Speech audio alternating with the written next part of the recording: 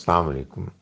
یہ سود تو ہے، اس میں تو کوئی شبہ نہیں ہے، لیکن اگر آپ اس کو اپنے لیے جائز کرنا چاہتے ہیں، یا اس کا جو صحیح طریقہ ہے وہ یہ ہوگا کہ جن کو آپ رقم دے رہے ہیں ان کے ساتھ آپ یہ معاہدہ کریں کہ وہ آپ کو ادائیگی کریں گے ماہانہ، بشرطے کہ ان کو منافع ہوگا، اور اتنا منافع ہوگا، یعنی ظاہر ہے کہ اگر وہ کاروبار میں لگا رہے ہیں تو اسی لیے وہ آپ سے یہ لے رہے ہیں رقم کہ ان کو منافع کی توقع ہے۔ تو اگر ان کو منافع نہیں ہوتا تو پھر آپ کو کیوں وہ رقم دیں؟